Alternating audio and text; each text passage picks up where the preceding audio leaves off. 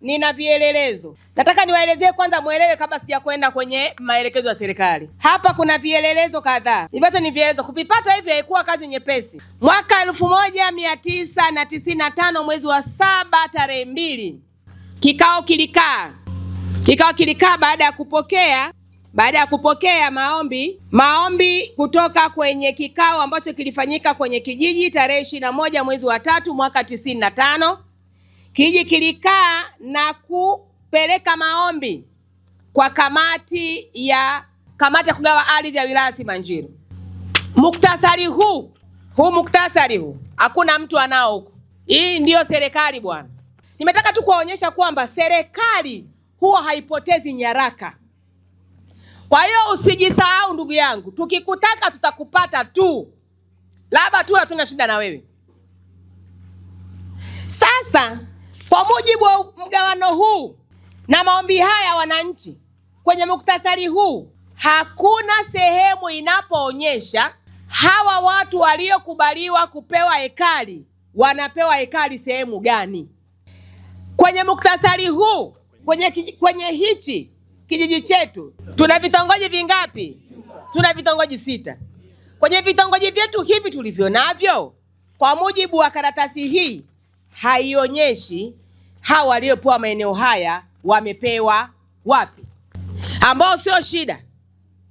Barua hii iliporudi sasa, viongozi wetu wa kijiji walitakiwa sasa wakae tena kikao kingine, moja kutoa taarifa ya serikali kukubali kutoa haya maeneo, lakini sasa serikali ya kijiji ingesema maeneo haya ambayo waliomba yako sehemu gani, ili kila mtu akapewe eneo lake aonyeshwe. Hiki hakikufanyika, na hiyo ikatumika kama mwanya wa wachache kuuza maeneo ambayo sio yao. Lakini kila aliyekuwa anauza moyoni kwake alikuwa kusema kwamba hapa nauza sio pangu, anajua.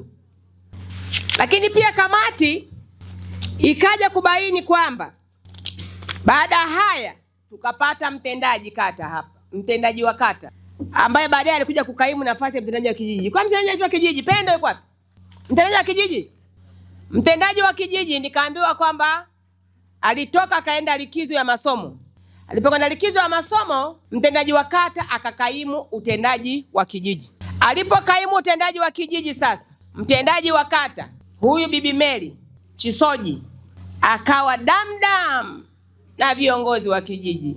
Uza maeneo mama, saini makaratasi. Yuko bize kuandika makaratasi na kusaini kila itwayo asubuhi, kuthibitisha maeneo kwamba ni ya watu, wakati anajua kabisa mwenye mamlaka ya kugawa ni kijiji husika pamoja na halmashauri ya kijiji. Halmashauri za kijiji hazijahusishwa, lakini wenye vitu wa vijiji wengine hawakuhusishwa, na maeneo yaliuzwa na fedha zililiwa, na 10% ya kijiji haikuingia kwenye mfuko wa kijiji.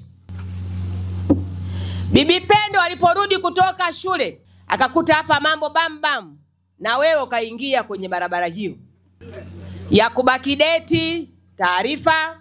Unashirikiana na wenye viti waliopita kubakideti taarifa na kuthibitisha maeneo ya watu kwamba ni ya kwao bila ya kujiridhisha, yanauzwa, mnasababisha migogoro. Nyaraka zipo hapa zimejaa tele, na signature zako dada Pendo ziko humu, na mikataba yako uliosaini mingine dada Pendo iko humu. Labda uikatae na useme hii signature pia si zako wala huzitambui.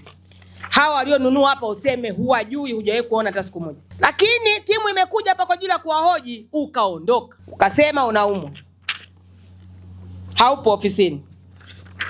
Hakuna shida, kazi iliendelea na matokeo ndio haya hapa.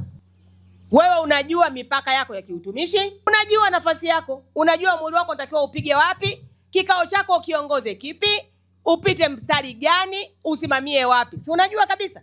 Lakini hawa unaowagongea muhuri bosi kwamba huyu ninamfahamu, eneo ni la kwake, umekwenda kujiridhisha, umekwenda kwenye kitongoji kile, viongozi wa kitongoji umewaona, umekwenda kwenye halmashauri ya kijiji kuambia jamaa tumepata mteja anataka kununua hapa, je, hili shamba kwani ni la kwini? Tulikuwa tunafanya hivyo? Kama tujiridhishi tulikuwa tunategemea nini bosi wangu? Niambie. Mtu kaja tu ofisini anakwambia mimi shamba la kwangu lile. Mteja anakuja kununua shamba mahala popote, akisha kutana na ofisi ya kijiji, kuna shida tena? Umekutana na kiongozi wa kijiji, una shida tena, unanunua, au sio? Kumbe wanaokuuzia wanafanya mambo ya kitapeli, kwa lugha nyepesi. Si sawa. Mkurugenzi na mheshimiwa mkuu wa wilaya, dada Pendo achukuliwe hatua zinazostahili haraka iwezekanavyo kuanzia muda huu. Lakini pia tuna issue hapa ya bwana Martin ambaye alikuwa anafanya kazi na Pendo. Yuko wapi kaka Martin? Na dada huyu hapa na mwenzie Pendo na mwenzie Mary pia. Mwenyekiti aliyepita huko nyuma bado anamiliki mihuri na dokumenti za kijiji na anagonga mihuri kwa kurudisha tarehe nyuma.